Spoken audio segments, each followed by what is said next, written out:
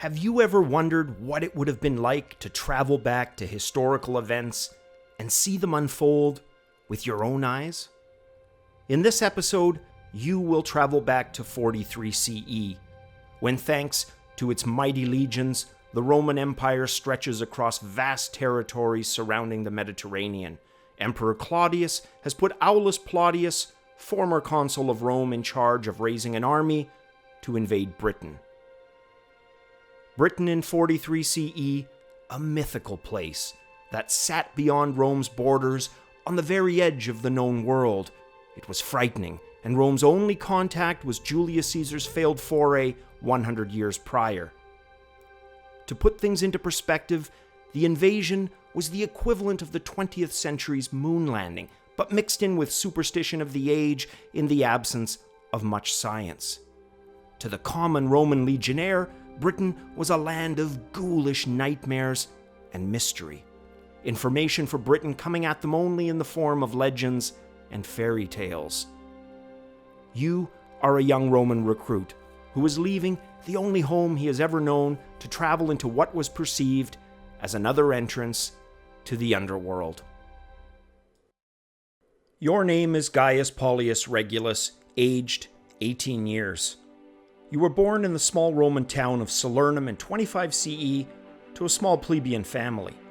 Your father, Publius Paulius Regulus, runs a shop selling sauces, among them a locally well-known brand of the fish sauce garum. You yourself worked there up until just a month ago. Your older brother continues to assist your father, but you had since childhood, along with your close friend Maxis, dreamed only of the far-off frontiers. Your father was disappointed, as you had already shown an instinctive understanding of when the fish were just rotten enough to press to make the finest tasting garum. But he has allowed you to follow your own path and join the Exercitus Romanus. In fact, your father has pulled some strings with the town's magistrate to secure you a letter of recommendation. You then headed to Neapoli, where your probation formally began with a medical exam, where you were found fit and able. You then gave your formal oath to the emperor and received your signaculum and viaticum, as well as word you were to travel to northern Gaul.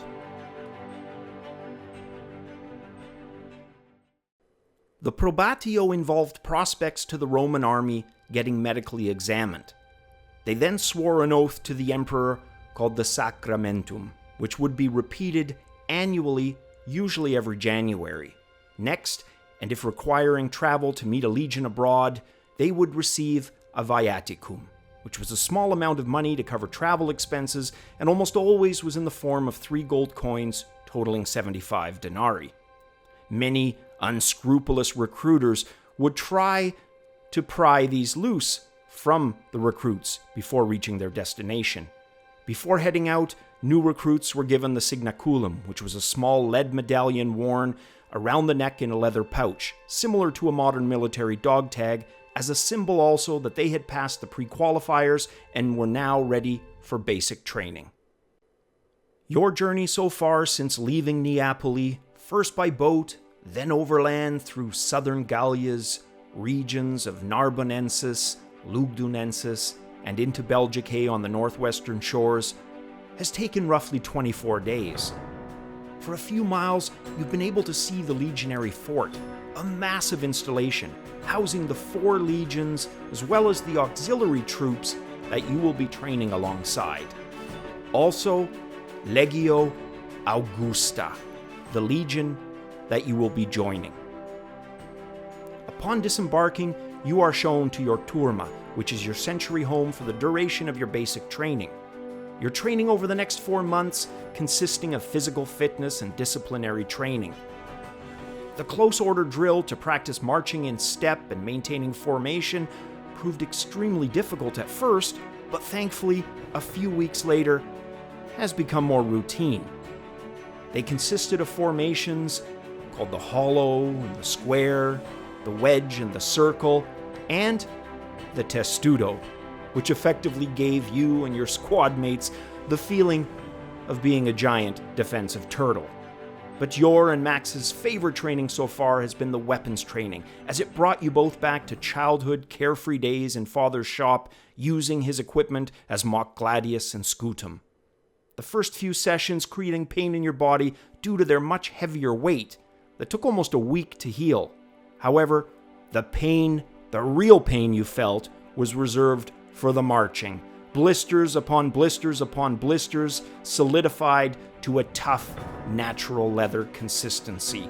The route marches, consisting of 20 Roman miles in 5 hours at an ordinary pace, and 24 miles in 5 hours at the faster quick-step pace, have been the toughest, as you did these while wearing your armor and carrying your full complement of weapons in addition to packs and extra gear that you would use to make camp, as well as perform various building tasks.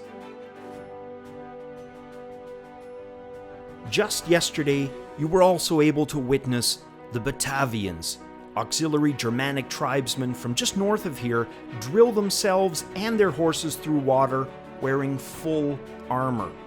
You had heard of this mythical talent from Caesar's campaigns 100 years ago, and yet here you were as a witness in life.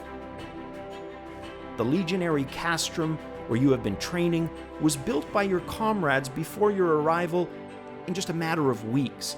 You can't help but be impressed, having seen buildings in your small town take many months to be built. The camp feels like a small town, with all the necessities and even some of the luxury items available. You have, however, been reminded that due to the less permanent nature of this camp, the usual merchants that may camp outside of the fortress are not present here, nor are the associated houses of ill repute. Rumors have been circulating the last few days that you will be traveling in a few weeks' time. And after roughly 4 months, and with your basic military training now finished, you are formally introduced to your decanus, Drusus Caninius Magnus, who leads the contubernium of 8 you are assigned to. You have officially started your career as one of Marius's mules.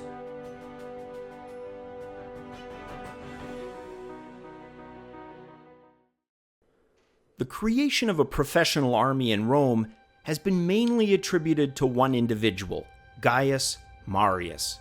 In 107 BCE, he was elected consul, and a request put out for him to go to Numidia to replace the current Roman commander.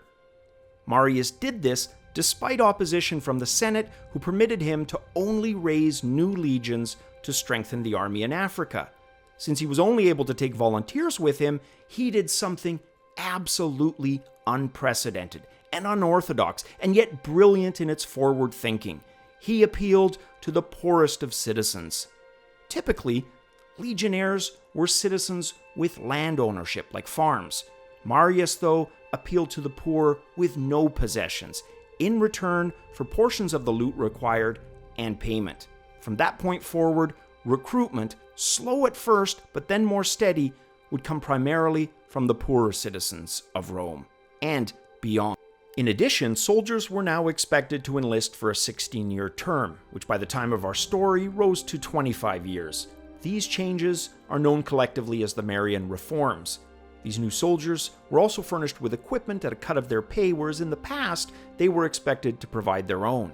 Standardized quality weapons like the gladius and pilum, complemented by equally quality armor like the lorica segmentata, which was upper body protection, and a large, mostly rectangular shield called the scutum. With one fell swoop, the now professional army would for the foreseeable future provide standardized equipment for its soldiers.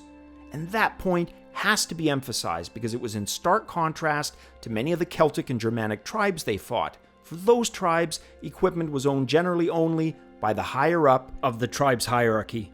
The castrum or fortress camp where the legions lived, either temporarily or more long-term, all followed a basic template. Camps were divided down the middle by the Via Praetorian, which led straight from the Porta Praetorian. On the other end was the Porta Decumana.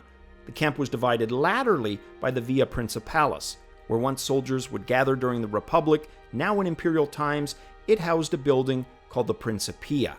This was the headquarter building where the top legionary command resided, as well as the legion's sacred standards. The legion's top sacred standards, treated as if they contained the very essence of the legion itself, they were kept in a shrine near the center of camp. Chief among these, the aquila or eagle. Just 2 years prior, the last of 3 eagles was reclaimed by Publius Secundus from Germania, where 3 legions had been defeated in the Teutoburg forest. The camps were literally like mini-cities, in that they had hospitals, workshops, and forges, and over time, they would usually attract local shops outside of the camp proper. These buildings housing taverns, the aforementioned houses of ill repute, and other commodities that the camp itself couldn't always provide. Rumors have of late been spreading fast around the camp. Word that Legio Augusta and the other 3 legions will be disembarking soon. It's the where that has you and the other men very concerned. For where is Britain, a land of horrors that you had only heard whispers of as a child, a gateway to the underworld populated with people who ate each other in ghoulish rituals. Many of the men were frightened, and there was even additional rumor and whisper of mutiny. Then a gathering was called, where Narcissus, a slave of the Emperor Claudius himself, addressed the men and said he would be a part of that journey. The men, at hearing a slave proclaim such bravery, then shouted, "Lo Saturnalia," at his courage. For it is on Saturnalia that slaves become as masters, and Narcissus could have chosen to not go, but instead chose to go. From that day forward, the mood around camp has been positive, and what was once fear and uncertainty replaced with nervous energy.